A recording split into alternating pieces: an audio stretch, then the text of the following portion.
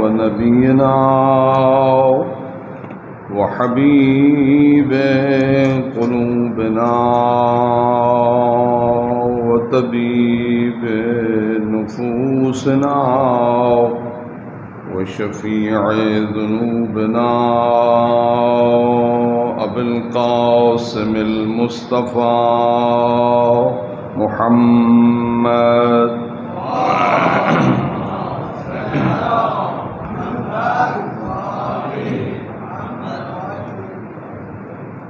وأهل بيته الطيبين الطاهرين المعصومين المنتجبين الغر الميامين الهداة المهديين سيما بقية الله الأعظم في الأرضين الذين أذهب الله عنهم الرجس وطهرهم تطهيرا.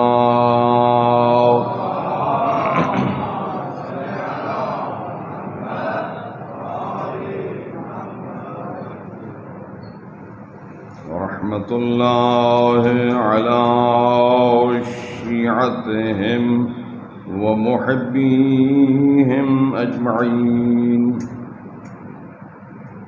واللعنة الدائمة على أعدائهم أجمعين.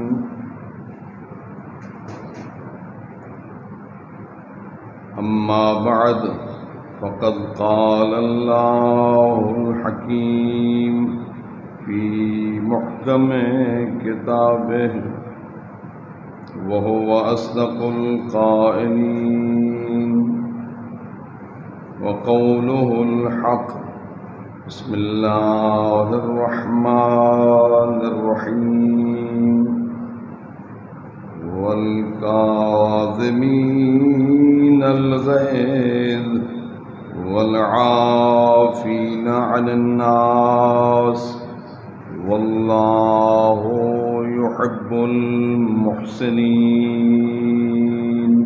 صلوات.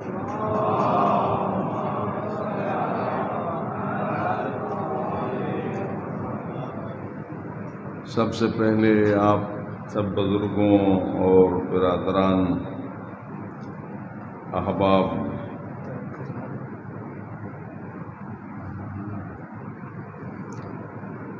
موالیان اہل بیت کی خدمت میں ولادت باسعادت باب الحوائج حضرت امام موسیٰ بن جعفر الکاظم علیہ السلام کی انتہائی پرمسرت موقع پر پرز اخلاص ہدیہ تبریک و تہنیت عرض خدمت ہے. اللہ تعالی نے ہمیں یہ مہلت بخشی کہ ہم اس جشن ولادت میں حاضر ہونے کے قابل ہوئے اور اس سرچشمہ فیض سے فیض یاب ہونے کی ہمیں توفیق بخشی. حضرت امام موسیٰ بن جعفر الکاظم علیہ السلام کی ولادت باسعادت 7 صفر 128 ہجری میں ہوئی، جب حضرت امام جعفر صادق علیہ السلام حج بیت اللہ کے سفر پہ تھے. اور آپ کے اہل و عیال آپ کے ہمراہ تھے کہ مدینہ اور مکہ کے درمیان مقام ابوا پر آپ کی ولادت باسعادت ہوئی۔ آپ کی والدہ ماجدہ حضرت حمیدہ خاتون سلام اللہ علیہا فرماتی ہیں کہ جب اس بچے کی ولادت ہوئی تو اس بچے نے آسمان کی طرف رخ کر کے کہا اشہد ان لا الہ الا اللہ اشہد ان محمدً عبدہ ورسولہ۔ اور یہ ہر معصوم کی ولادت کی یہی شان ہے کہ جب اس کی ولادت ہوتی ہے تو وہ اللہ کی توحید اور رسالت مصطفیٰ کی گواہی دیتا ہے۔ یہ اس بات کی دلیل ہے کہ ان ہستیوں کو اللہ نے ابتدا ہی سے صاحب علم و معرفت بنا کے بھیجا ہے۔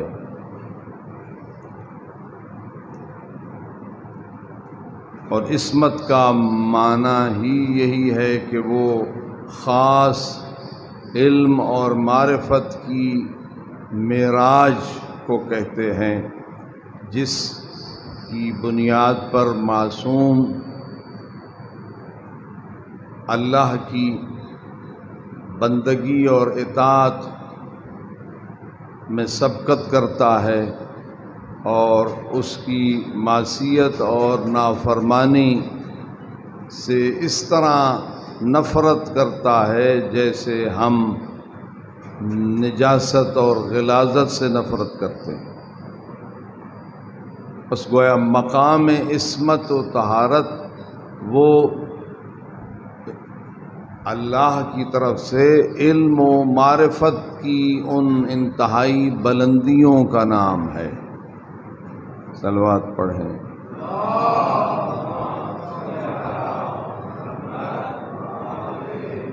اور جسے نبی اور امام بننا ہوتا ہے وہ از حین ولادت عصمت و طہارت سے مزین ہوتا ہے۔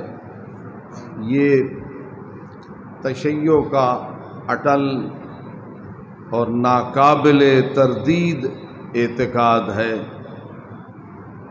اور اس میں کسی شک اور ریب کی گنجائش نہیں ہے۔ یہ اللہ ہے جو ان ہستیوں کو تربیت دیتا ہے اور انہیں اس مبدأ علم سے سیراب کرتا ہے، اور یہ کمالات اور فضائل کا مجسمہ ہوتے ہیں، اور نقائص و عیوب سے اور پستیوں سے منزہ ہوتے ہیں، کہ کائنات کی ہدایت کے لیے ایسی ہی بے مثال ہستیوں کی ضرورت ہے۔ اب یہ بات کہ سفر حج کے دوران ولادت ہوئی ہے، یہ اس بات کی طرف اشارہ ہے کہ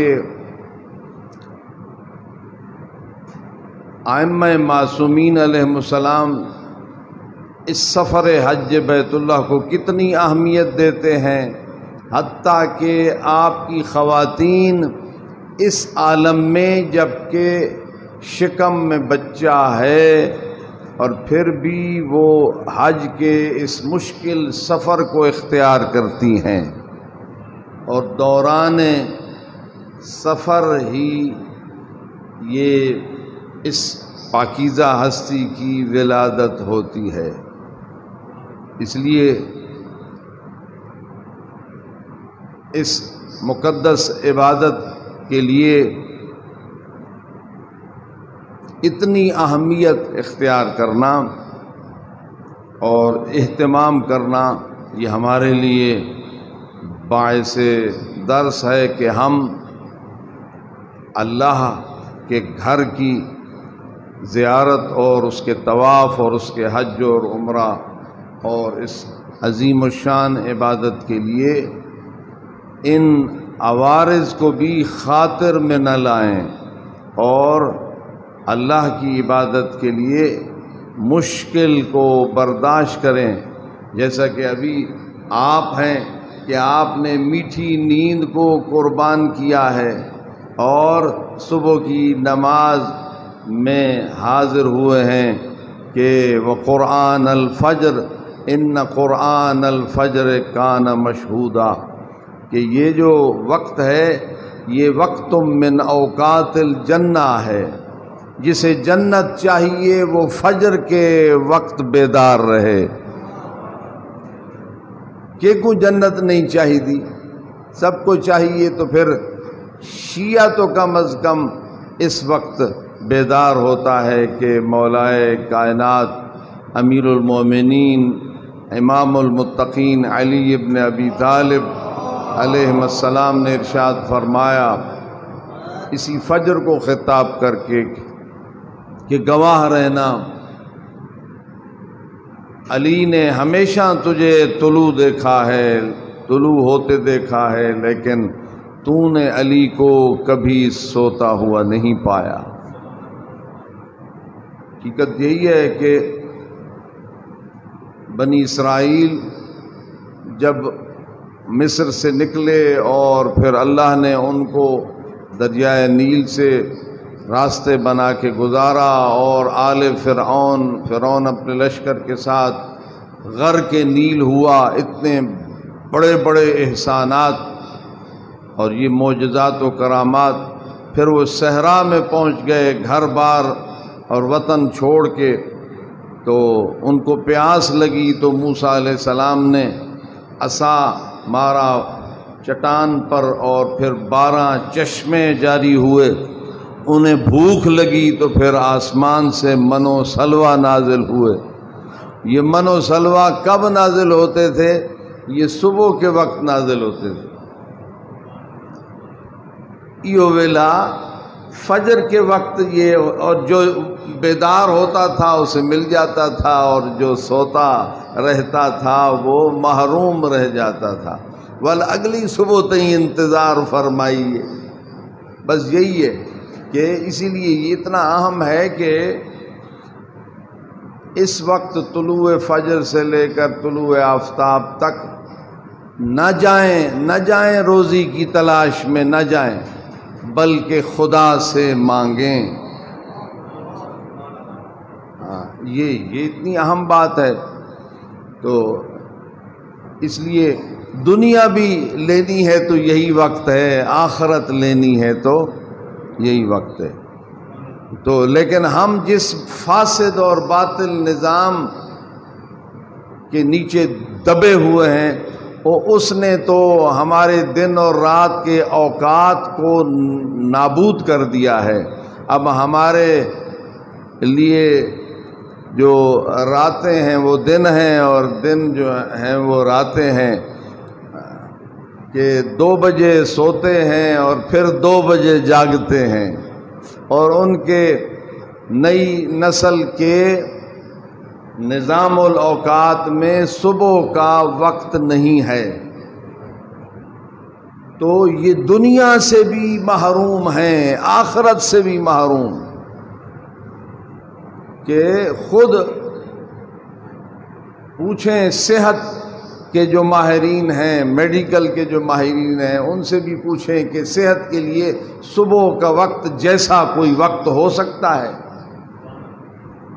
کہ جلدی سونا اور جلدی جاگنا انسان کو صحت مند بھی بناتا ہے، دولت مند بھی بناتا ہے اور عقل مند بھی بناتا ہے. اور عقل مند بننا چاہتے ہیں تو صبح کا وقت ہے، دولت مند بننا چاہتے ہیں تو صبح کا وقت ہے، صحت مند بننا چاہتے ہیں تو صبح کا وقت ہے. اور اگر صبح کو برباد کیا تو پھر نہ عقل رہی، نہ صحت رہی، نہ دولت رہی. صلوات پڑھ لیں.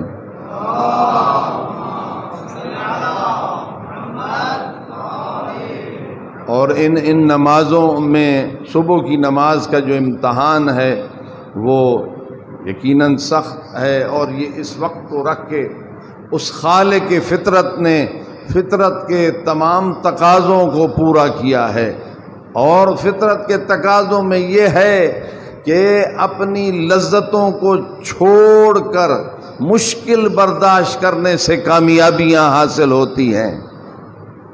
زندگی کوئی کافر بھی ہو تو مشکل کے بغیر اسے آسانی نہیں ملتی، اور مومن تو وہی ہے جو قرآن کو مانتا ہے کہ ان مع العسر یسرا، ان مع العسر یسرا۔ صلوات پڑھ لیں۔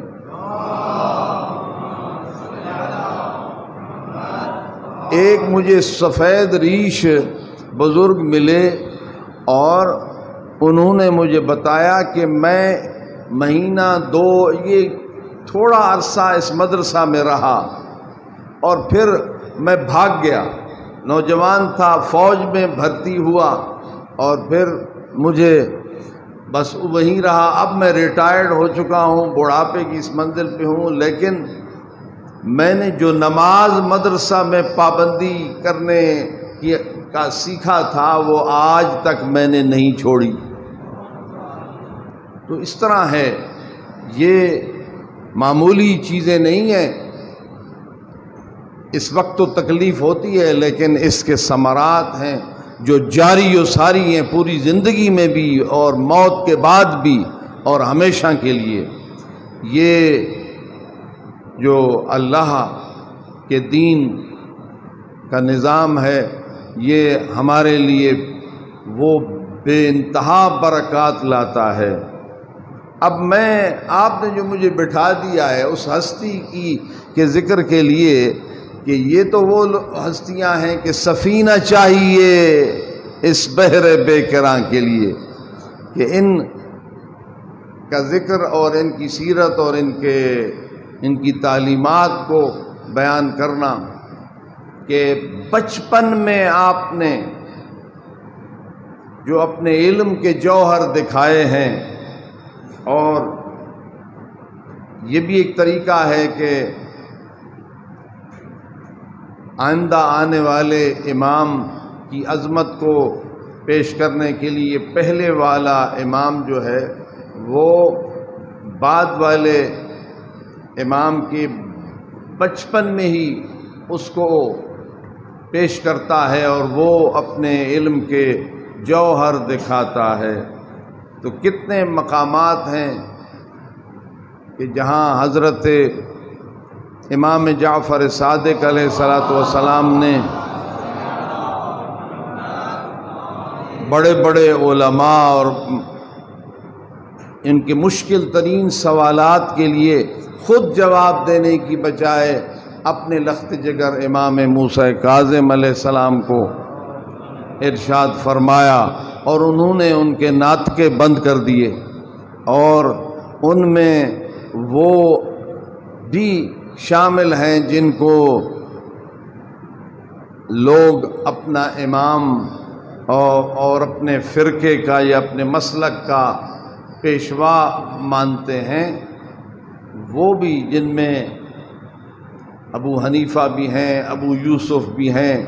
ان کو بچپن میں امام موسیٰ کاظم علیہ السلام نے ان کو لاجواب کیا ہے، انہوں نے امام پر مشکل سوالات ڈالے ہیں، اور آپ کو معاذ اللہ آپ کی عزت کم کرنے کے لیے کوشش کی ہے، لیکن 5 سال کی عمر میں امام نے ان کے ناطقے بند کر دیے، اور یہ ثابت کیا کہ یہ ہستیاں ہیں کسی کے سامنے زانو ادب طے کیے بغیر اور کسی کے شاگرد بنے بغیر ان کو اللہ خود اپنے علم سے سیراب کرتا ہے۔ صلوات پڑھ لیجیے۔ اب یہ تو ایک مجلس میں تو فقط دعوت دی جا سکتی ہے کہ آپ جائیے اور مطالعہ کیجیے، لیکن ہم پاکستانی بحیثیت مجموعی جو ہے وہ کتاب کے دوست نہیں ہیں، بلکہ لگتا ہے کہ ہم دشمن ہیں، تو پھر جو کتاب کا دوست نہیں ہے وہ علم کا دوست نہیں ہے، جو علم کا دوست نہیں ہے وہ مدینۃ العلم کا کلمہ کیسے پڑھتا ہے اور وہ باب العلم کو کیسے مانتا ہے؟ یہ اب تو ویسے ہی جو ہے یہ جو آ گئی یہ بات کہ نیٹ اور موبائل میں تو کتاب ویسے ہی چھوٹ گئی ہے، جو پڑھتے تھے کتاب وہ بھی، اور اس پہ کیا ملتا ہے آپ کو، اور اس میں زیادہ تر تو جو ہیں وہ فیک نیوز ہی آپ کو ملیں گی اور ایسی باتیں جو مصدقہ نہیں ہوتی ہیں۔ سلام کے ساتھ گزارے ہیں اور 35 سال آپ کا خود دور امامت ہے، جس میں بنی عباس کے بڑے بڑے ظالم اور سفاک حکمران آپ کے دور میں رہے ہیں اور آپ ان کے مظالم کا مسلسل شکار رہے ہیں۔ یہ ایسے ظالم تھے کہ وہ منصور دوانکی، اسے دوانکی اس لیے کہا جاتا ہے کہ وہ بڑا کنجوس تھا، سب سے بڑا بخیل آدمی، اور جب وہ مرانا اس کے ظلم کی یہ داستان ہے کہ جو صندوق جب اس کے کھولے گئے تو اس میں آل علی کے مظلوم شہیدوں کے سر تھے، نہیں اس نے یہ چیزیں اکٹھی کی ہوئی تھی، قتل کر کر کے سر اکٹھے کرتا تھا، اور یہ وہی ہے جس نے امام جعفر صادق علیہ السلام کو زہر دی ہے، یہ منصور ہے۔ پھر مہدی اس کے بعد ہے، وہ اس نے کئی بار گرفتار کیا ہے امام موسیٰ کاظم علیہ السلام کو۔ آپ کی جو قید ہے وہ کوئی مسلسل نہیں ہے، کئی بار آپ کو قید میں ڈالا گیا ہے، پھر واپس بھیجا گیا ہے، پھر ڈالا گیا ہے، پھر واپس بھیجا گیا، اور وہ آخری قید ہے جس میں پھر آپ کو مسلسل ہارون عباسی نے ظلم کا نشانہ بنایا اور پھر اس میں آپ کو زہر کے ساتھ شہید کر دیا گیا۔ لیکن یہ کیا وجہ ہے کہ حالانکہ ائمہ طاہرین کوئی مسلح جنگ تو انہوں نے کسی حکمران کے خلاف اس طرح نہیں کیے، حتیٰ کہ امام حسین علیہ السلام بھی جنگ کے لیے تو نہیں نکلے تھے، آپ تو کلمہ حق کو بلند کرنے کے لیے اور اسلام کی بقا کے لیے، آپ نے مٹتے ہوئے دین کو بچانے کے لیے پرامن جد و جہد کی، اور یہ اہل بیت کا تر امتیاز رہا ہے کہ وہ دین اسلام کی سربلندی کے لیے، کلمہ حق کے اعلاء کے لیے اور باطل کے مقابلے کے لیے انہوں نے خون خرابہ سے ہمیشہ پرہیز کیا ہے۔ مولا علی کا حق جب غصب کیا گیا تو آپ نے کوئی خون خرابہ نہیں کیا، پرامن طور پر حق کی بات کہتے رہے اور اپنے حق کا اظہار کرتے رہے، حتیٰ کہ 25 سال گزر گئے۔ پھر جب خون خرابے سے بچایا ہے امام حسن مجتبی علیہ السلام نے امت کو صلح کر کے، اور صلح بعض جاہل کہتے ہیں کہ یہ بیعت ہے، نہیں، یہ سیز فائر تھی، یہ جنگ بندی تھی، اور یہ بنی امیہ اور آل محمد کے درمیان جنگ بندی ہوئی، معاویہ ابن ابی سفیان اور امام حسن علیہ السلام کے درمیان، اور آپ نے خون خرابے سے بچایا ہے۔ پھر 20 سال صبر کیا ہے امام حسین علیہ السلام نے، جب تک کہ یزید کا باپ اس دنیا سے نہیں گیا، اور وہ معاہدہ صلح کا اس میں یہ تھا کہ اس کے مرنے تک یہ معاہدہ ہے، تو اس نے تو معاہدہ توڑ دیا تھا، لیکن اہل بیت نے اس کی تمام شرائط کا پاس رکھا، اور شیعیان اہل بیت اور شیعیان علی پر مسلسل یزید کے باپ کے ظلم کے باوجود بھی امام حسین علیہ السلام نے صبر کیا ہے، اور پھر بھی جب نکلے ہیں تو انی لم اخرج اشرم ولا بطرن ولا ظالمم ولا مفسدن، پرامن جد و جہد کیا اپنے، اور حتیٰ کہ آخری لمحے تک آپ جنگ سے گریز کرتے رہے، اس حد تک کہ یزید کی حکومت جہاں جہاں تک ہے اس سارے سلطنت کو میں چھوڑ کے باہر چلا جاؤں گا، میرا وجود اگر اس کے لیے خطرہ ہے۔ یعنی اقبال نے کہا ہے نا کہ اگر سلطنت کے لیے حسین گئے ہوتے تو اپنی بہنوں اور بیٹیوں کو ساتھ نہ لے جاتے، یہ اس بات کی سب سے بڑی دلیل ہے۔ تو پرامن، لیکن اس کا یہ معنی نہیں ہے کہ اہل بیت وہ رہبانیت اختیار کر گئے کہ جی ہمیں دنیا سے کوئی تعلق نہیں ہے، نہیں، دنیا میں رہے اور دنیا کے ظالموں کی آنکھوں میں آنکھیں ڈالی، ان کے ظلم پر جو ہے وہ اعتراض کیا، اور اس کے مقابلے میں انتہائی بہترین حکمت عملی اپنائی، لیکن اپنا حق لینے کے لیے کبھی لوگوں میں خون خرابہ اور امت کو جنگ میں نہیں جھونکا۔ جب لوگوں نے خود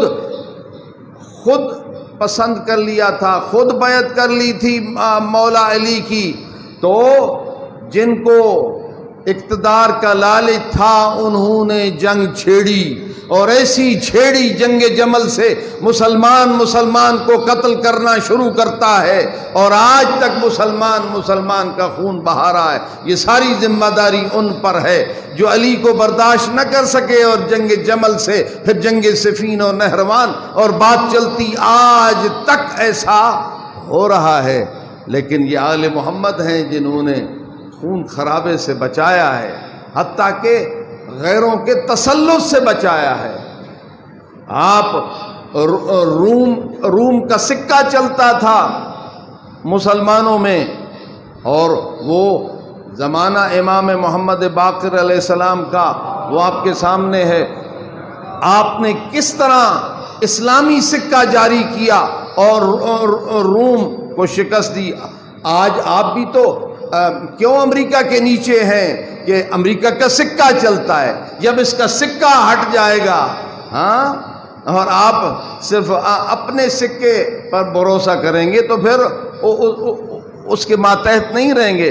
کس طرح رومیوں کے اقتصادی تسلط اور ان کے مالی اور ان کے سکے کے تسلط سے امام محمد باقر صاحب نے امت کو نجات دلائی۔ کس طرح جب خطرہ تھا کہ سارے مسلمان کافر ہو جائیں اور مسیحی ہو جائیں تو امام حسن عسکری علیہ السلام نے امت کو مرتد ہونے سے بچایا، یعنی غیروں کے تسلط سے بھی بچایا ہے امت کو، اور اپنے حق کے لیے مسلمانوں سے خون بہانے سے بھی بچایا ہے۔ لیکن یہ کب تک ہو سکتا تھا؟ ائمہ جب تک رہے تو غیر غالب نہیں آئے، لیکن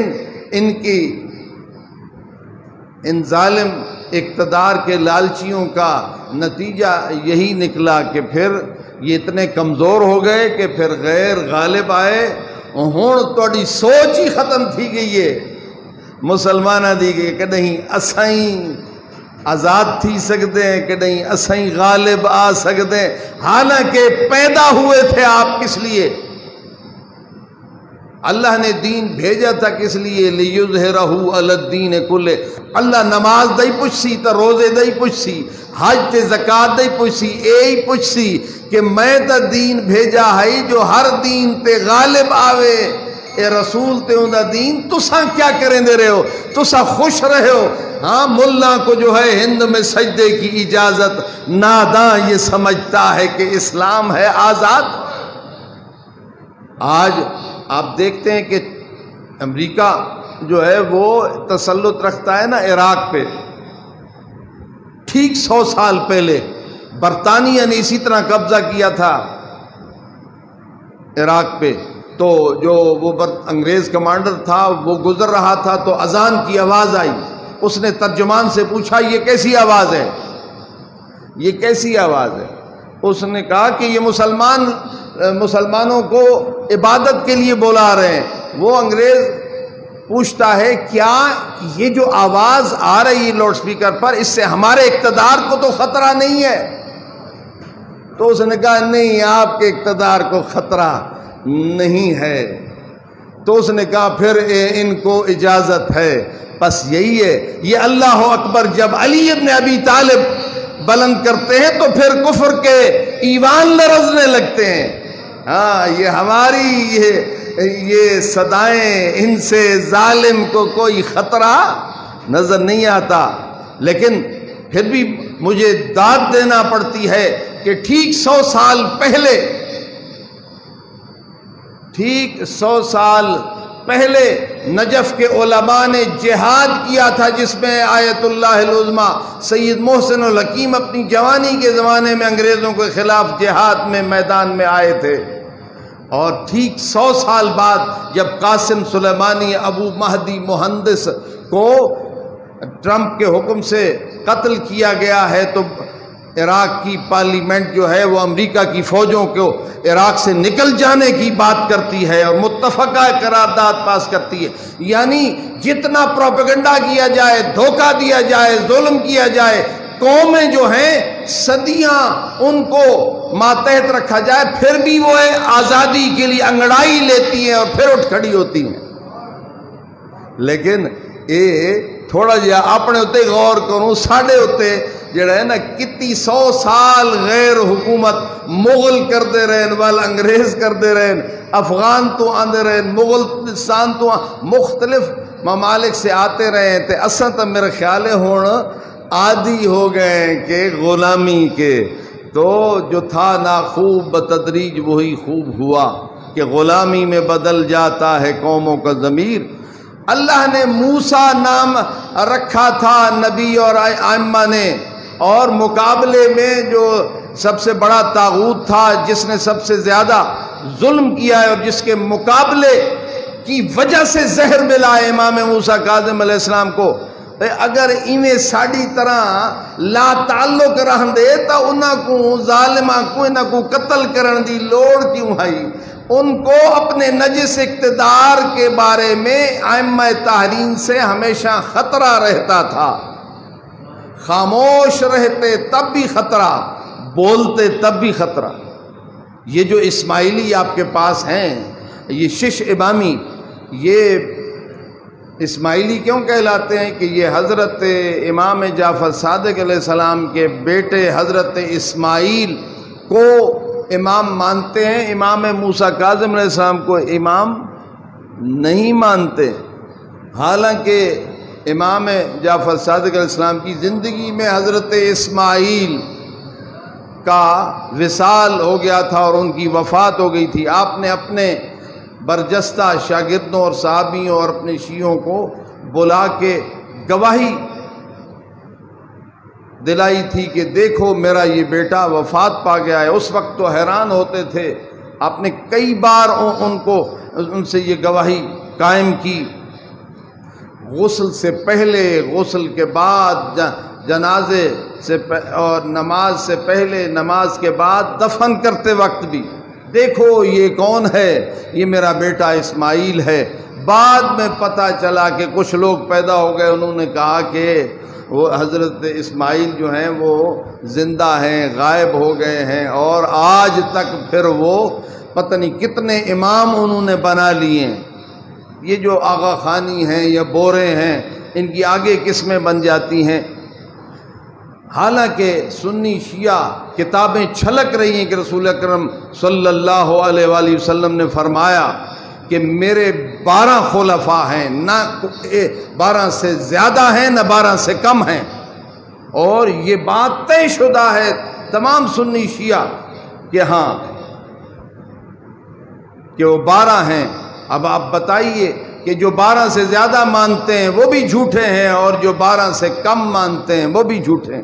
خود رسول اکرم کی متواتر حدیث کے مطابق اب دیکھیے کہ یہ یہ اسماعیل، حضرت اسماعیل تو وفات پا گئے اپنے بابا کی زندگی میں، اور کچھ لوگ کہتے ہیں جی اسماعیل بڑے تھے، حضرت موسیٰ کاظم صاحب چھوٹے تھے، وڈا پتر ہونا چاہیے امام بننے واسطے، لہذا ہم یہ گھڑی ہوئی باتیں ہیں، یہ ان چیزوں کا تعلق نہیں ہے، یہ اللہ ہے جو چن لیتا ہے اور اسی کا فیصلہ ہے، اور وہ اپنا فیصلہ اپنے حبیب کے ذریعہ پہنچاتا ہے، اور یکے بعد دیگرے یہ نص اور یہ جو حکم الہی ہے یہ سراسر خداوند عالم کی طرف سے ہے، کسی کو اختیار نہیں ہے۔ حضرت موسیٰ علیہ السلام نے دعا کی، جب اللہ نے فرمایا جاؤ فرعون کو میرا پیغام پہنچاؤ، تو قرآن مجید میں ہے کہ موسیٰ علیہ السلام عرض کر رہے تھے کہ میرے بھائی ہارون کو میرا وزیر بنا، اور بھئی خود اپنا وزیر بنا کے لے جاتے، خدا سے پوچھ رہے ہیں، مانگ رہے ہیں کہ میرا وزیر بنا۔ موسیٰ جیسا اولو العزم اپنا وزیر نہیں بنا سکتا خدا کے حکم کے بغیر، تو کوئی اور کیا بنا سکتا ہے؟ اور پھر کوئی امت میں کس کو یہ اختیار اور حق حاصل ہے کہ وہ خود بیٹھ کر یہ فیصلے کرے؟ یہ سراسر قرآن کے خلاف باتیں ہیں۔ 12 اب ہوا کیا کہ حضرت اسماعیل تو وفات پا گئے، امام موسیٰ کاظم علیہ السلام کی امامت کا دور ہے، اور آپ کے جو بھتیجے ہیں اسماعیل کے بیٹے وہ ساز باز کرتے ہیں ہارون دے دربار دے نال، تے چغلیاں چاہندے کہ اپنے چاچے دے خلاف کے، اور سفر اختیار کرتا ہے مدینہ سے بغداد امام کے خلاف باتیں کہنے کے لیے۔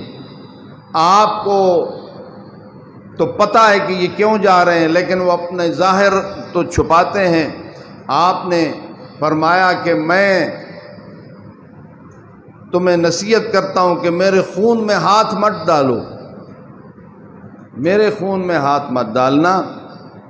ہاں یہ اس سفر کے لیے یہ زادرہ ہے، اور جڑا سفر امام دے خلاف اختیار کر رہا ہے وہ بھتیجا اس کے لیے زیادہ راہ دے دیتے ہیں، کیونکہ رشتہ دار تو ہے، خواہ میری خلاف سازش کرنا چاہتا ہے۔ وہاں پہنچ کر کیا کہتا ہے ہارون کو کہ تجھے پتہ نہیں ہے کہ تیری حکومت کے مقابلے میں مدینہ میں موسیٰ بن جعفر نے اپنی حکومت قائم کی ہوئی ہے، اور تیرا تختہ الٹنے کے لیے وہ تیاری کر رہا ہے۔ اب گھر دا بندہ جو لے گال کرے وقتا ضرور اعتماد ہونا ہے، کیا خیال ہے؟ ہاں تو ہارون نے اس کو کافی دینار دیے، لیکن تاریخ کہتی ہے کہ وہ واپسی ابھی ان دیناروں سے فائدہ نہ اٹھا سکا اور اس کی موت واقع ہو گئی۔ یہ قطع رحمی کا نتیجہ یہی ہے، ان دی سزا دنیا جی مل دی ہے، دنیا دے وچ مل ویندی قطع رحمی سزا۔ اپنے رشتہ داراں دا حق جڑا ہے نا وہ ضائع نہ ہون دو، ورنہ دنیا چ سزا مل سی، آخرت تا آخرت۔ صلوات پڑھیں۔ اور اسی وجہ سے اب ہارون نے دشمنی اختیار کی امام موسیٰ کاظم علیہ السلام کی۔ آپ نے ابراہیم جمال سے فرمایا سنیں کہ تیں اٹھ دتن ہارون کو۔ ہارون اپنے شاہی قافلے کے ساتھ اس نے بغداد سے حج کا سفر اختیار کیا، اور اس کے لیے ابراہیم جمال نے اونٹ کرائے پہ ان کے چلتے تھے، تو عرض کیا مولا ہاں میں نے دیے ہیں۔ فرمایا پھر آپ یہ بھی تو چاہتے ہوں گے کہ اے اٹھ واپس تے کو مل ونجن صحیح سالم تے اوندا کرائے مل ونجے، لیکن اٹھ تا مل سن جے ویلے ہارون آپ صحیح سالم واپس آسی۔ انہا مطلب ہے ایک طاغوت اور ظالم کو زندہ دیکھنا چاہتے ہیں۔ تو روایات میں یہ ہے کہ ابراہیم جمال چونکہ شیعہ تھے امام موسیٰ کاظم علیہ السلام کے، لرز اٹھے کہ حال وہ عرض کرنے لگے کہ مولا میرا کوئی مقصد نہیں ہے کہ ہارون زندہ رہے، میں تو صرف وہ کرائے پہ دے رہا تھا۔ لیکن روایت میں یہ ہے امام کی اس نصیحت کے بعد ابراہیم جمال نے اونٹ کے کرائے پر دینے کا کام چھوڑ دیا تھا، کیونکہ امام اس پہ راضی نہیں ہے۔ ہن تو سمجھ آندی پئی کہ ایک ظالم دا مقابلہ کیتا امام موسیٰ کاظم علیہ السلام نے، ایویں نہیں قیداں گزاریاں۔ ایک گوشہ عافیت میں کیا ہاں عبداللہ بن عمر کی طرح صحیح نمازاں پڑھو تے طواف کرو تے روزے رکھو تے امام حسین کوئی رکیندا ہے، تو ہی چپ کر بے یزید دے خلاف کچھ نہ آکھ، اے مار گھتے سیا۔ سمجھ آندی پئی ایویں کہ نہیں، ساکوئی تو یہ ہوئے صحیح اگلے مار گھتے سے چپ رہو۔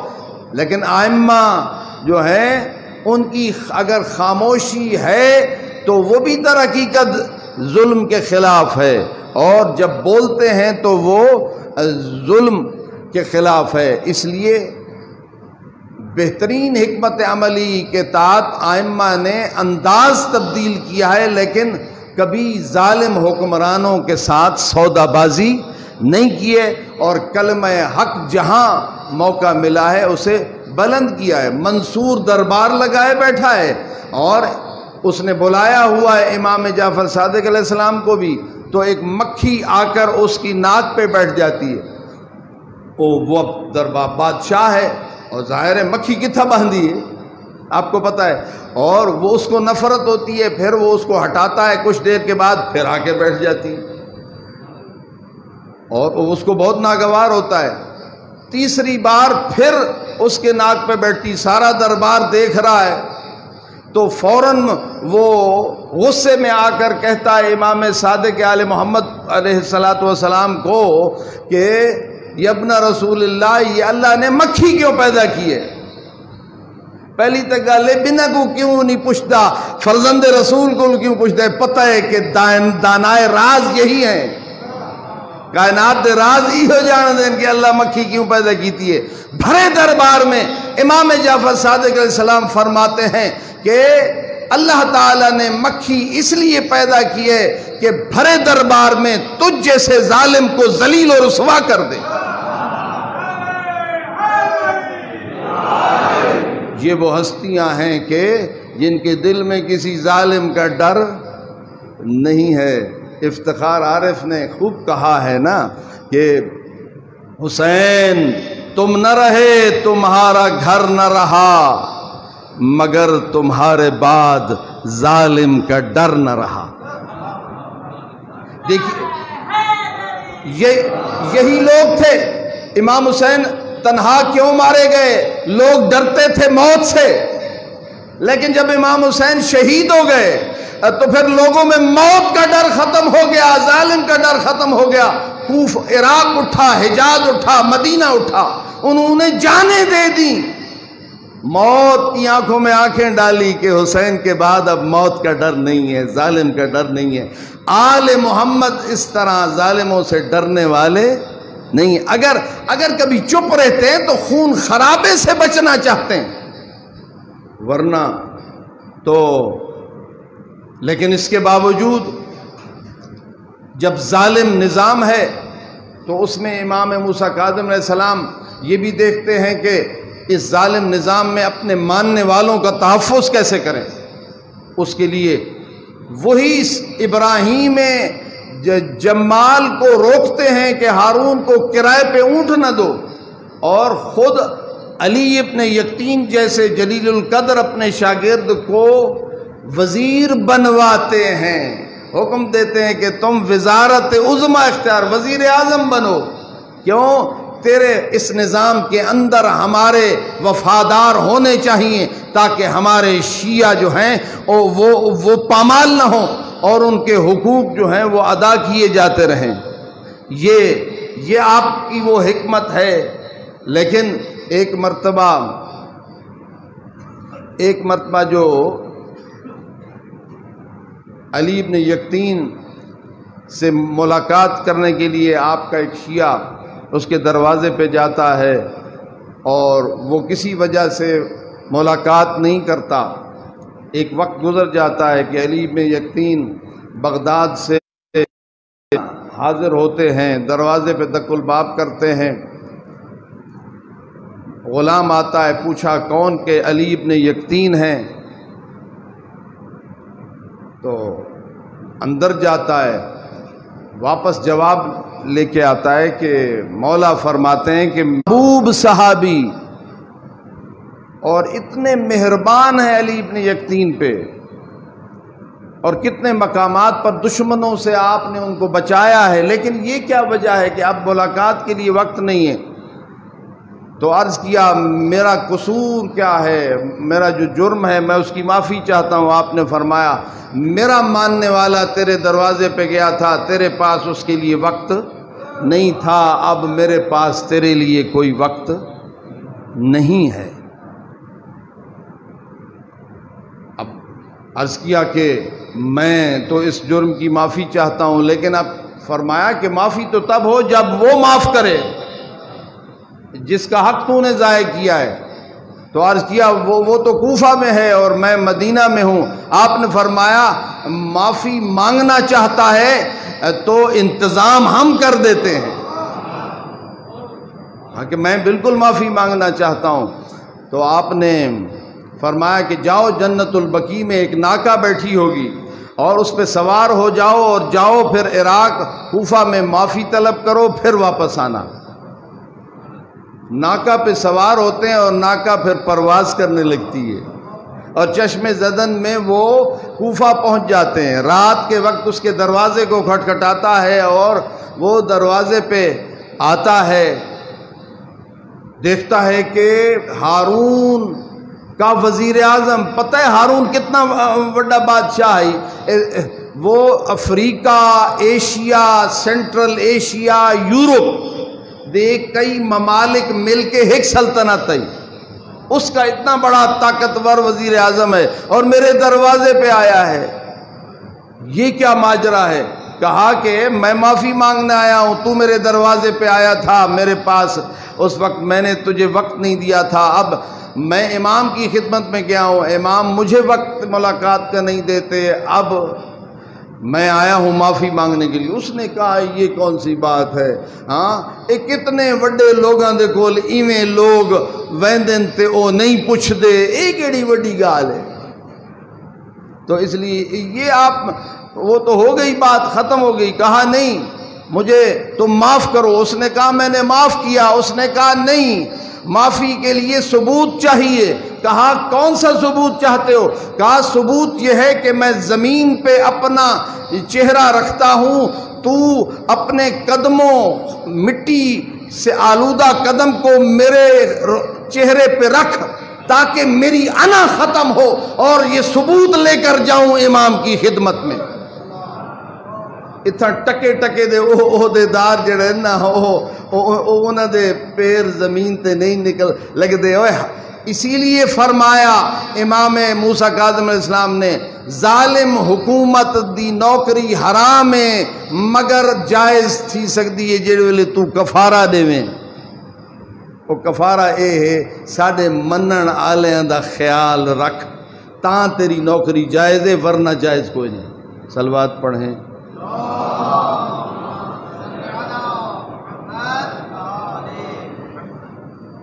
امام موسیٰ کاظم علیہ السلام نے جنت کی ضمانت اٹھائی تھی علی ابن یقطین کی، لیکن جتنا قریبی ہے، جتنا اس کا مرتبہ بلند ہے، اس کی ذمہ داری اتنی سخت ہے، اور آپ اس کے لیے اس طرح کے اقدامات کرتے ہیں۔ ہارون کو ملاؤں نے کہا کہ یہ تو شیعہ ہے موسیٰ بن جعفر کا اور تم اس کو وزیر بنائے پھرتے ہو۔ ابھی انہوں نے یہ بات کی تھی کہ اس سے پہلے خط پہنچ گیا تھا امام موسیٰ کاظم علیہ السلام کا کہ اویں وضو کیتا کرو جی میں لوگ کریں دن۔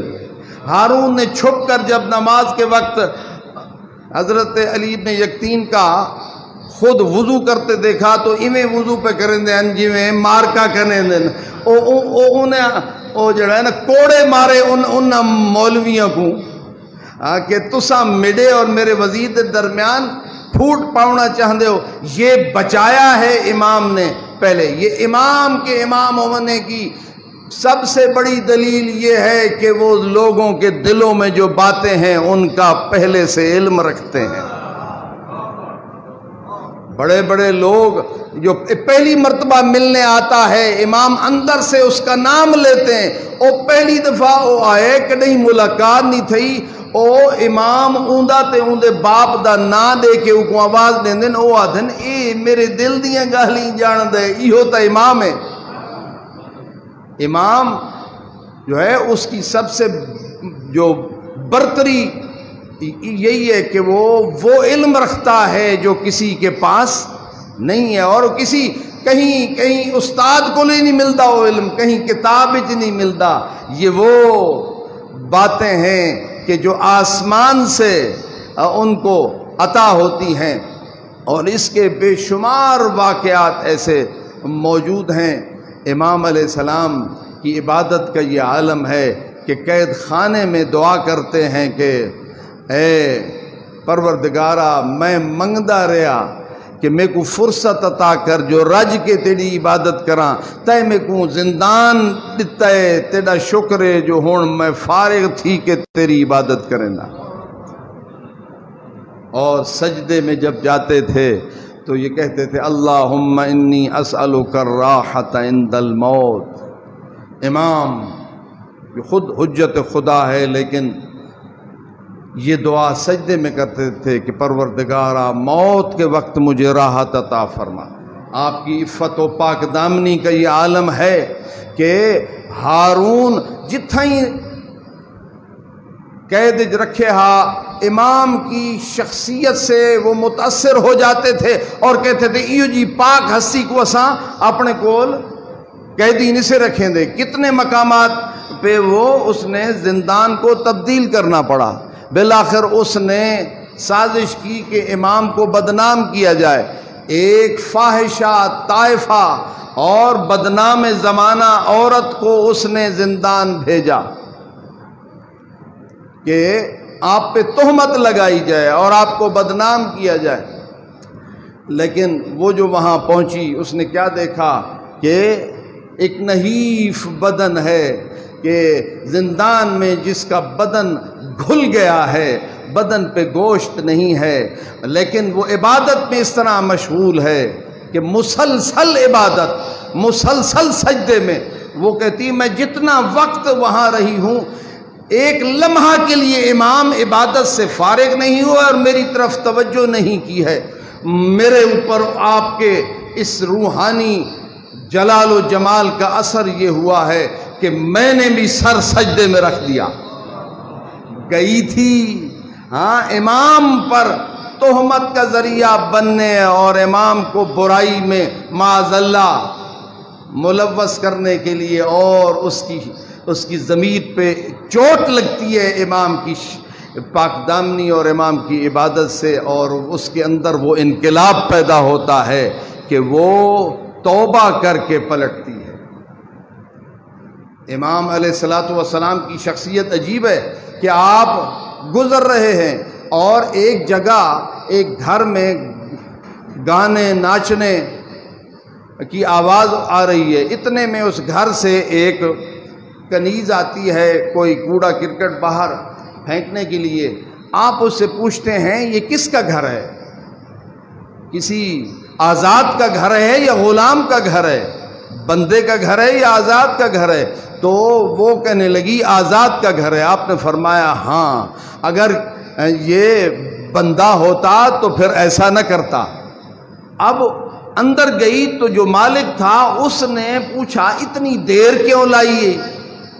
اس نے کہا باہر ایک شخص گزرا ہے اور اس نے مجھ سے یہ پوچھا ہے اور میں نے یہ بتایا ہے کہ یہ آزاد کا گھر ہے، بندے کا گھر نہیں ہے۔ تو وہ یہ کہتے ہوئے چل دیے کہ ہاں کسی بندے کا گھر ہوتا تو اس طرح وہ یہ گناہ نہ ہوتا۔ جب اس نے یہ سنا تو فوراً اس کے ضمیر پہ ایسی چوٹ لگی کہ جوتے اس نے نہیں سنبھالے اور پیچھے سے بھاگا اور امام کی خدمت میں جا کر اس نے معافی مانگی، اور پھر زندگی بھر اس نے جوتے نہیں پہنے۔ اسے بشر حافی کہتے ہیں۔ وہ ننگے پاؤں پھرتا تھا کہ یہ میرے لیے کہ امام نے مجھ پہ احسان کیا ہے اور مجھے ایسی نصیحت کی ہے کہ اب میں نے میرے ضمیر میں وہ انقلاب پیدا کیا ہے کہ اب میں نے سارے گناہ چھوڑ دیے ہیں، اسی کی یاد کے لیے اب میں کبھی جوتے نہیں پہنوں گا۔ اے امام او کو آدھن جیڑا این قابل ہووے نا کہ ان دی اصلاح تھی سکے تا امام ان دے اندر او انقلاب برپا کریں دن۔ اور یہ علمی نکتہ ہے کہ آیت اللہ طباطبائی صاحب تفسیر المیزان یہ لکھتے ہیں کہ نبی وہ ہوتا ہے جو ہدایت کا راستہ دکھاتا ہے، امام آدھن جڑا اگو ٹورے، امام اگو آدھن نا، امام وہ ہوتا ہے جو منزل تک پہنچاتا ہے۔ اور یہ منزل تک پہنچانے کی بات یہی ہے کہ امام قابلیت رکھنے والی جو طبیعتیں ہوتی ہیں ان کو پہچان لیتے ہیں اور ان پر اپنا روحانی اثر چھوڑتے ہیں۔ بس آئیے جب ہم ان بلند مرتبہ ائمہ کی رعایا ہیں تو خدا سے یہ مانگیں کہ یہ امام بھی ہمارے اوپر اپنا تصرف کریں اور اپنا اثر چھوڑیں کہ ہماری تقدیر پلٹ جائے اور ہم شیطان کے شر سے نکل آئیں اور آزاد مرد بن جائیں۔ امام موسیٰ کاظم علیہ السلام کی جو ہستی ہے، آپ کا نام شاید موسیٰ اس لیے رکھا گیا ہے کہ آپ نے وہی کام کیا ہے جو حضرت موسیٰ علیہ السلام نے فرعون کے مقابلے میں کیا تھا، اور یہ صعوبتیں آپ نے برداشت کی ہیں۔ اور اگر مقابلے میں جو دشمن ہے اس کا نام ہارون ہے، حالانکہ وہ ہارون تو بھائی تھے حضرت، لیکن یہاں یہ پتہ چلتا ہے کہ ناموں سے بات نہیں بنتی۔ نام ہارون ہے تو ہے زمانے دا سب تو بڑا فرعون، اور پھر ایسا بھی کبھی ہو جاتا ہے کہ کبھی ہارون موسیٰ کا بھائی ہوتا ہے اور کبھی ہارون جو ہے وہ موسیٰ کا قاتل ہوتا ہے، ایسا تاریخ میں ہے۔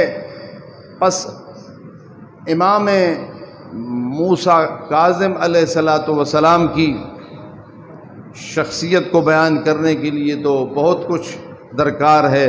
یہ چند ٹوٹے پھوٹے جملے میں نے آپ کی خدمت میں عرض کیے ہیں کہ آپ کی بلند مرتبہ اور پاکیزہ ہستی کا ایک پہلو یہ بھی ہے کہ آپ کا ایک لقب ہے باب الحوائج، کہ آپ کے ذریعہ مقدس اور آپ کے روضہ مبارک پہ کتنی کرامات کا ظہور ہوتا رہا ہے، اور یقیناً یہ ہمارا اٹل اعتقاد ہے کہ یہ ہستیاں یا اللہ کی بارگاہ میں یہ حاجات کی برابری کا وسیلہ ہیں، اور اس میں یہ خاص لقب امام موسیٰ کاظم علیہ السلام کا ہے۔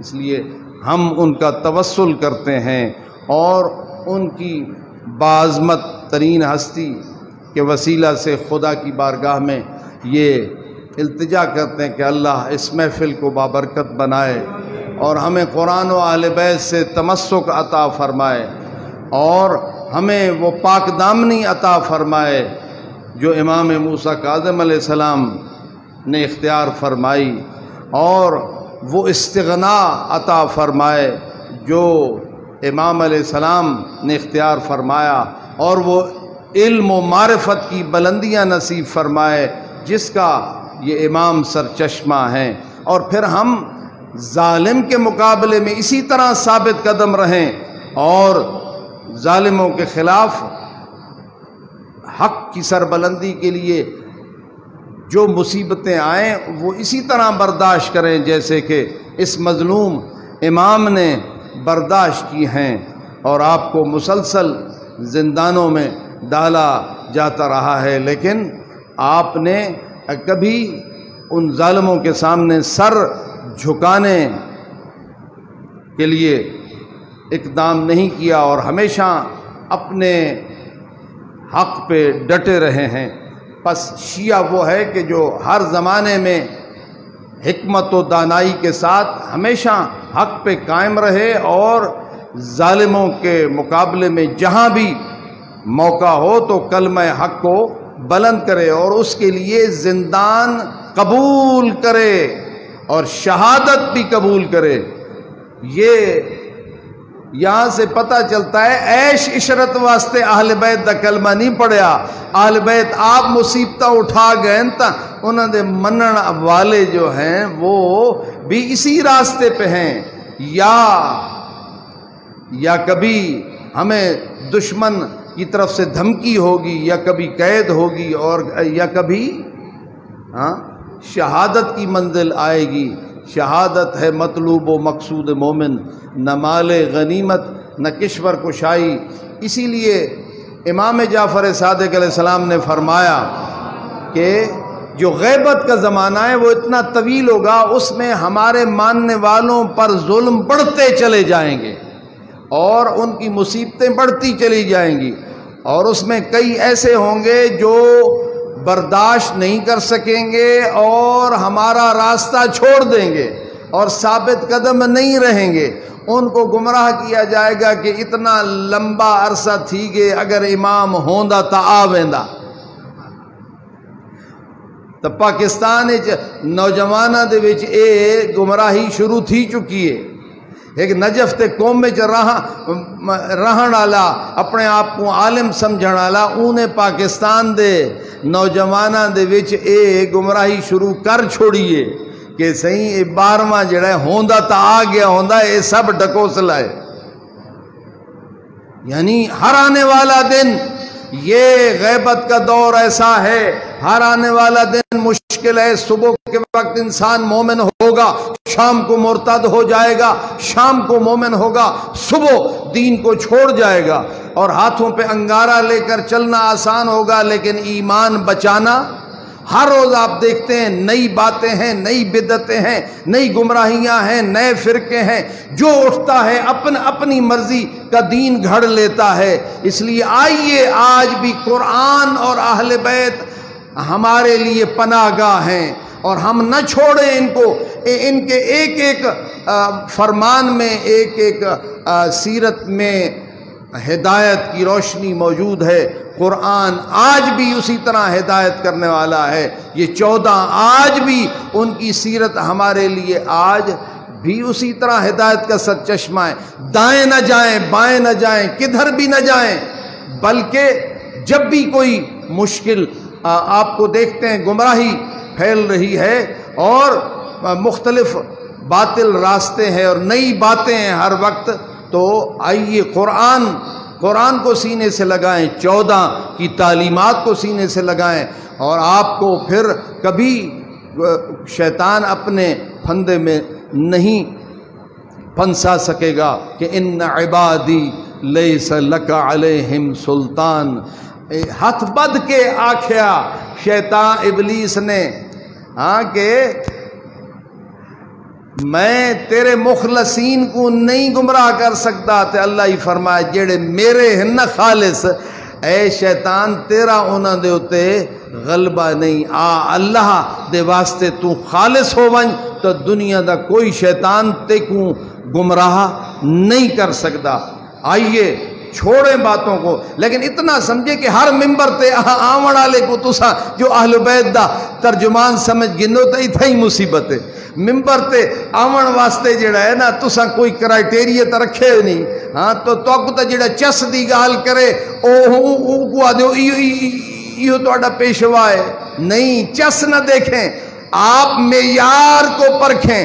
اساں اون نبی کو منیندے ہیں جڑا 40 سال چپ رہندا ہے، پہلے عمل کریندا ہے، ول دعوت اسلام دی دیندا ہے، تے اساں اج دین دا ٹھیکیدار او کو منیندے ہیں جڑا سوائے گاہلی کرن دے عمل دا کوتو ہوندا ہے، کردار دا پست ہوندا ہے۔ یہ کیا بات ہوئی؟ تو شیعہ ہو کر آپ اس طرح آپ کو سمجھ نہیں آتی کون رہبر ہے کون رہزن ہے۔ اے جی میں 73 سال تو پاکستانیوں کو پتہ نہیں لگتا کون ساڈا جڑا ہے وہ وفادار ہے تو کون غدار ہے. پہلے آدھے ہاں ایو سکون نجات دیوے سی، ایو خوشحال کرے سی پاکستان کو، کچھ نہیں عرصے بعد آدھے ہیں اوئے ایو جے کو راہبر سمجھیا سے ایو راہزن ہے. اے تو صحیح چونکہ اسیں پاکستانی طرح انہیں کریں دے راستو قیامت تائیں تو کو ہر کہیں دے پچھوں چڑھ دے سورج دی پوجا کرے سو پتہ نہ لگ سی. کچھ دہاڑے ہیں بعد وہ توڑا غدار ہو سی جے کو وفادار سمجھاوے. چھوڑیں ان پاکستانی جاہلوں کی باتیں، آؤ پلٹیں اہل بیت کی طرف، پلٹیں قرآن کی طرف اور پرکھیں ہر ایک کی بات کو، ہر بندے کو، ہر مولوی کو، ہر ذاکر کو، ہر کتاب کو، ہر بڑے کو، ہر چھوٹے کو قرآن و اہل بیت پر پرکھیں اور پرواہ نہ کریں کسی کی. جو اہل بیت اور قرآن کے تابع ہے ہم اس کی خاک پا ہیں، اور جو ان سے منحرف ہے وہ جتنا دولت مند، جتنا عہدے والا، جتنا مشہور، جتنی چسکے دیاں گہلی کرنے والا ہوئے، ہم اس کو اپنی ٹھوکر پہ رکھتے ہیں اور اس سے ہم بری ہیں. پروردگارہ اس محفل پہ اپنی رحمت نازل فرما. بانیان، معاونین، منتظمین، حاضرین کو باب الحوائج حضرت امام موسیٰ کاظم علیہ السلام کی عزت و عظمت کے صدقے ہمارے گناہوں کو معاف فرما، ہمارے بیماروں کو شفا نصیب فرما، ہمارے مرحومین کو مغفرت و رحمت نصیب فرما، ہمارے بے روزگاروں کو رزق حلال کی وسعت عطا فرما، بے اولادوں کو صاحب اولاد فرما، جو لا علاج قرار دیے جا چکے ہیں تو خود طبیب ازلی ہے، تو خود قادر مطلق ہے، ان کو صحت و سلامتی عطا فرما. جو گزر گئے ہیں ان کو ہماری جانب سے بہترین ہدیہ نصیب فرما. پروردگارہ ہمیں قرآن و اہل بیت کے جادہ حق پر، جادہ ہدایت پر قائم و دائم فرما، اور صرف زبانی ہم یہ باتیں نہ کریں اور اتباع کریں، اطاعت کریں. ایک آیت پہ عمل کر لیں، ایک حدیث پہ عمل کر لیں تو جان نجات ہو جائے گی.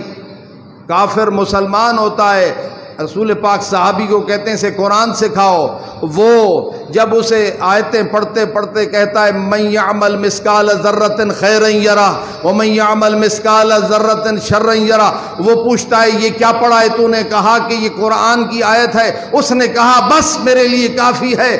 تو صحابی کہتے یا رسول اللہ حوصلہ کہنا ہس، چند آیتاں تو بعد اٹھ کے ٹر پہ ہے. پاک رسول فرمائے رجع فقیہا، اے کو پتہ لگ گیا کہ ذرے ذرے دا حساب ہو سی، اے دین دا عالم بن کے ٹر گئی.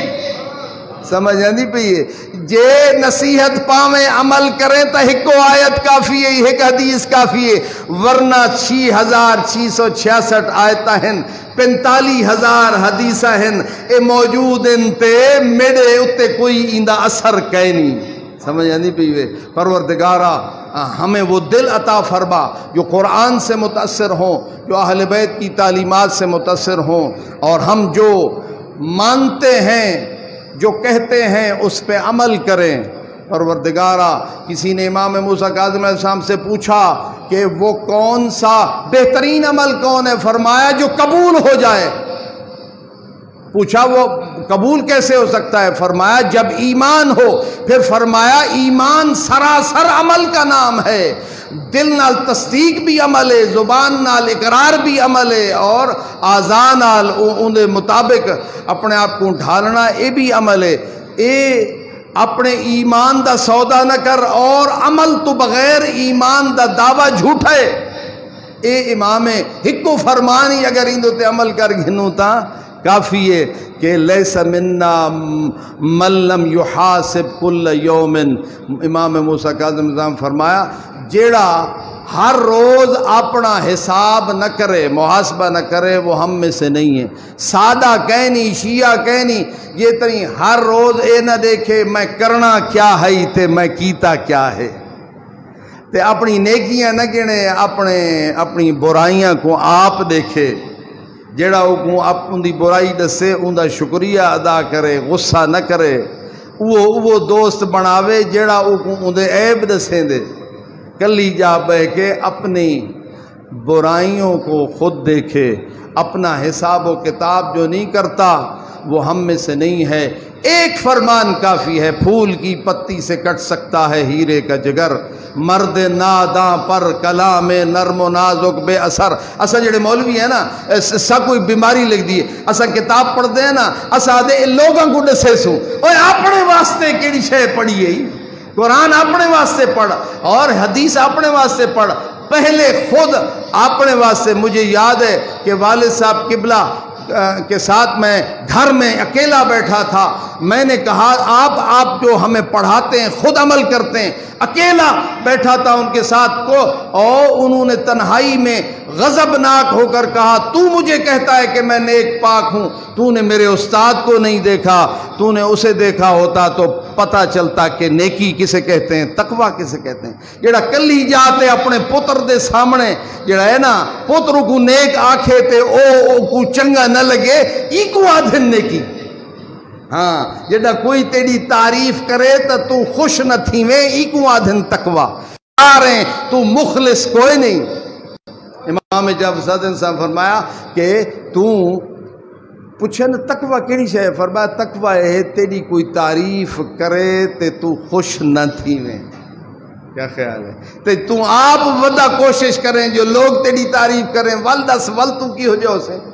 آئیے یہ باتیں ہیں جو بڑی کام کی ہیں لیکن بڑیاں کوڑیاں ہیں، تے میں جے کوڑے بندے تو نکلیں تو ہور کوڑیاں ہوئے نہیں ہیں، اور توڑی زحمت تمام کراں۔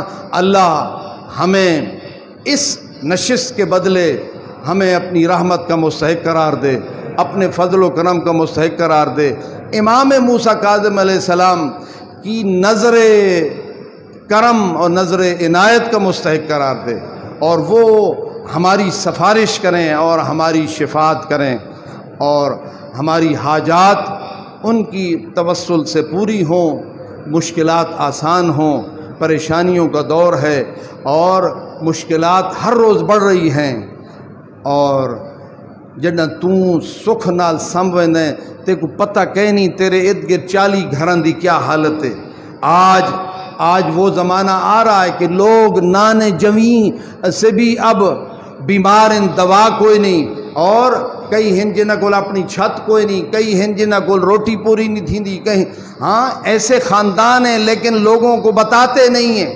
یحسبہم الجاہل اغنیاء، تو اپنے خرچے ودھائیا، ہاں تو پہلے موٹر سائیکل تو ول مہران تے ول ایکس ایل آئی تے ول جی ایل آئی تے ول مرسڈیز تے ول ہیلی کاپٹر تے ول جہاز، ہاں تو خرچے ودھائیا، تیری پوری تھیندی کوئی نہیں پئی تے او غریب پہلے تو مردے ویندن، او انہوں دی روز دا خرچہ پورا نہیں تھیندا، تیڑے خرچے ودے ویندن، تو ول کیویں جواب دے سے؟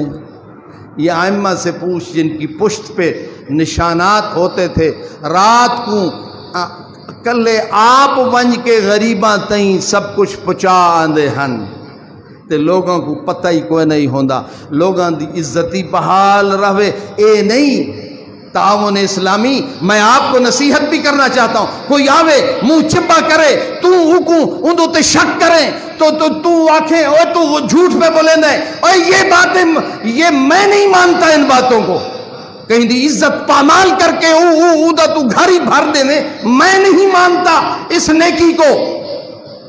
نیکی اے ہے کہ امام حسین علیہ السلام کو جو منگن بھی آندہ ہے نا، تا امام جڑا ہے ان دی اکھ نہیں ملیں دے، پردے دے پچھوں ان دے منہ این پاسے ولا کے ان دے ہاتھ دے دن، اور پوچھ دن بھی مولا ہی کیونکہ تے فرمایا کہ اے این واسطے جو اے شرمندہ نہ تھی وے، اے جیڑا منگن آندے پہلے ان دی عزت لہا گی دی والو کو دے ہی صحیح تتا ہے کیا دیتا، ان دے کل جو کچھ ہے یہ ہوتا ہے ختم کر دیتا۔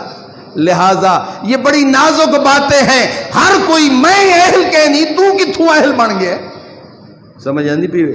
تو یہ اگر اسا کہیں دی امداد کرنی ہے تو ان دے وقار و عزت کو پامال کر کے نہیں کرنا چاہیے۔ میں یہ نہیں آتا کہ معاذ اللہ تعاون اسلامی علیہ کم پہ کریں دیں، نہیں، اگر ہمارے ہاتھوں سے کسی کی بے آبروئی ہوتی ہے تو کوئی فائدہ نہیں، باہمیں تو سونے دا پہاڑ دے چھوڑیں، ان کا کوئی فائدہ نہیں۔ اصل یہ ہے کہ ہر شخص کی عزت نفس ہے، اس کی منگن جو آندہ ہے تو کو بستر سمجھ دیں، ہو سکتا ہے منگن والا حقدار ہوئے تو ول او بستر ہے، اور منگن تو بی بھی گئی ہے اپنا حق ول کیا سے تو جڑا بھی حقدار اپنا حق منگے او بے آبرو ہوندہ ہے، یہ کیڑی گل ہے نا۔ لیکن کئی ایو جو عزت دار ہیں کہ حقدار ہنتے نہیں منے دے، فی اموالہم حق للسائل والمحروم، پتہ تاں لگ سی جڑا میں تے تو محشر میدان جو سوں تے جڑے حقدار نن منگ دے تے میں انہاں دی پرواہ نہیں کیتی، اون ویلے پتہ لگ سی کہ میں کیا کیتا۔ وآخر دعوانا ان الحمدللہ رب العالمین۔ ایک دفعہ الحمد 3 دفعہ قل شریف پڑھ کے تو ساکو سہیں جلدی مجلس شروع کیتی ہے، جو جلدی جان چھڑ سی تیو جو بندے کو بلہا دیتا ہے جڑا جان چھڑیں دا ہی کہنی، کیوں میں ول دعوت واسطے تا نہیں آیا، سمجھیں دی بھی ول سڑے سو اے میں دل لکھ کے نہیں رکھا ہی نہیں۔ ایک دفعہ الحمد 3 دفعہ قل ہو اللہ پڑھ کے اپنے بزرگوں کی خدمت میں ایصال فرمائیں۔ بسم اللہ الرحمن الرحیم۔